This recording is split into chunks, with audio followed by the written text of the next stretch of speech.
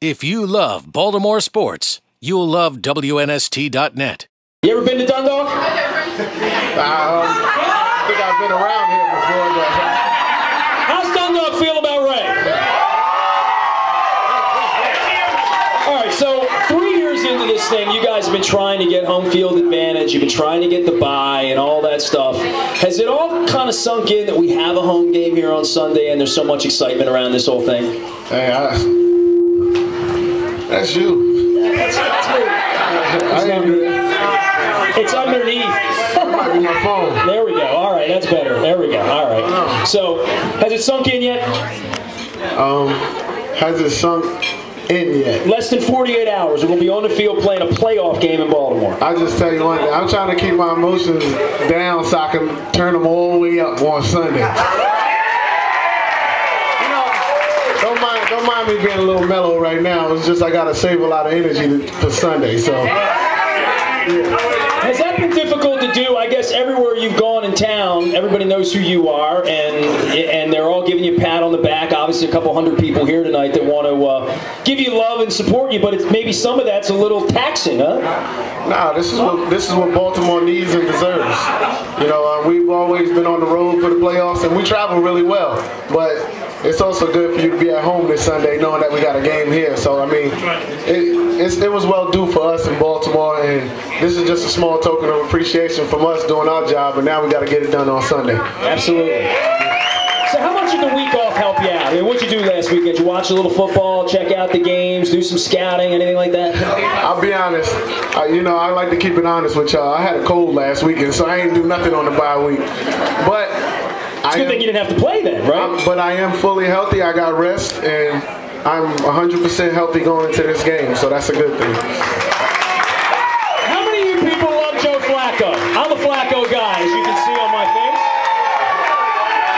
You know, I think we've started to get to the point now where this whole backlash against Joe from a media perspective and wondering whether he could win the big one and all that, I'm starting to see all you guys even more galvanized than you've been in the past you know, I mean, it's got to sicken you knowing he's been your quarterback. It sickens me as a fan to hear people saying that with a guy that came in here and all he's ever done is made the playoffs. All he's ever done is win football games. Yeah, that's what I'm about to say. Joe Flacco's a winner. I mean,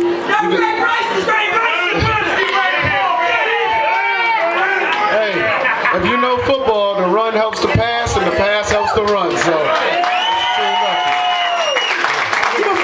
I think you talked the other day about this, and to reprise some of the stuff we did on Media Day.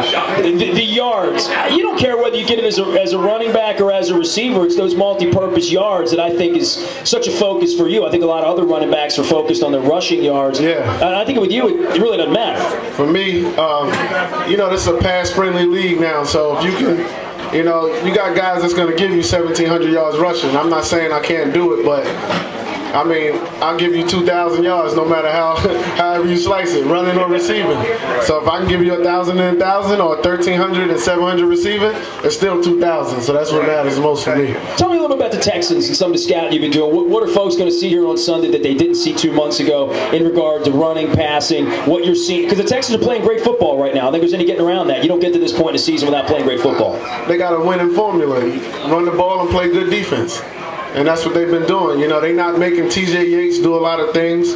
And but with all that being said, I mean, they are coming in here with their third-string quarterback. I'm just saying. Our defense got to be licking their chops. They know Arian Foster's a great back. A lot of respect for him. Our defense respects him, but our goal is not for Arian Foster to beat us. If they beat us, T.J. Yates is going to have to prove himself on Sunday. So if you're Arian Foster and you're looking at playing against our defense, what would you fear? What would you attack? You know, where would you go playing against our defense if you were on his side? I faced our defense, you know, in training camp for the last couple of years. I mean, you kind of just got to take what's given. You know, you can't force it. If he tries to force anything, it's going to be a loss of yards. And he knows that going to this game. And, you know, he had his vow that he only had 40 yards rushing against us when he played against us. And our defense's first priority is stop the run. So he knows he's in for a challenge. He knows he's in for a great challenge against our defense. That's not a hidden agenda. And, hey, they got a pretty good defense too, but hey, I got Vontae Leach. had a hell of a... Now, tell me about your relationship with him, because I mean, I think you got along pretty good with LeRon McClain, and LeRon did all his Twitter stuff and went on his way and wanted to carry the ball, and there's only one football. But in this particular case, the day that you hear that the Ravens have acquired Vontae Leach, did you know him? You didn't even know him, did you? I'll be honest, I didn't have to know him. The rest of the league knew who he was, but I did know him as a player. And I was actually middle of training camp, I think it was, that we signed Vontae. Was it? Or before the training camp? Something. Well, we couldn't sign anybody before training camp. Well, whatever it was, I know I was getting a massage and I jumped off the table when I heard that we got Vontae Leach.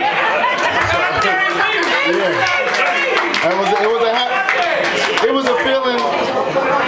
It was one of the feelings where you know what you were getting. You know you was getting a guy that come in here to do one thing, put his body on the line for the next man.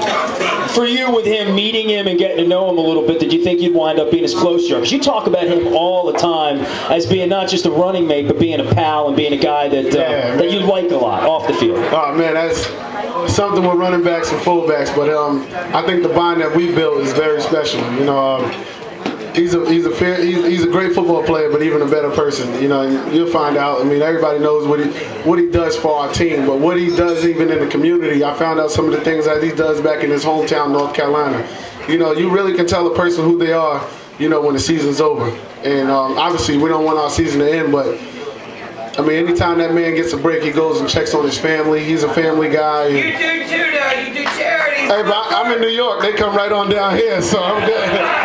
But you can tell that he's just a straight up man, and you know, he takes care of his kids and everything else that goes along with that. What about Ricky? You know, I think Ricky has whatever baggage. Everybody had a joke and opinion. He talking about it on Twitter and all that stuff. I got to know him a little bit about 10 years ago when he first got in the league. Very quiet guy, very smart guy, well read. You know, a student of life, of all different types of stuff. I think it must have been fun for you to get to know him, I guess, as a veteran right now. I mean, the running back core. I mean, we're a tight knit group. You know, and we all come from different backgrounds, but like I said it in radio, in front of the media and everybody they know. I said Ricky Williams and Vontae Leach was probably the best thing that happened to me since I became a Raven. Yeah. In what way? Express yourself to the fans. Is it about film study? Is it about off the field? Is it about you look at different? You look at.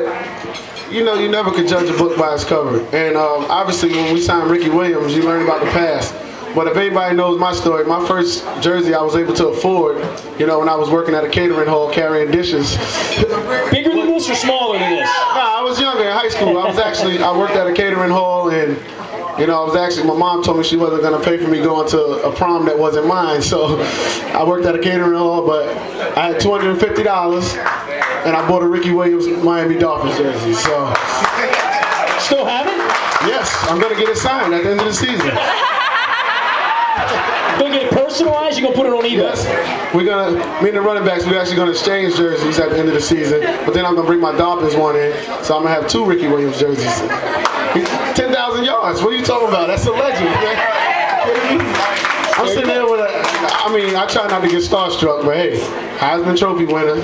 Come on, you don't get too many of those right in front of your face.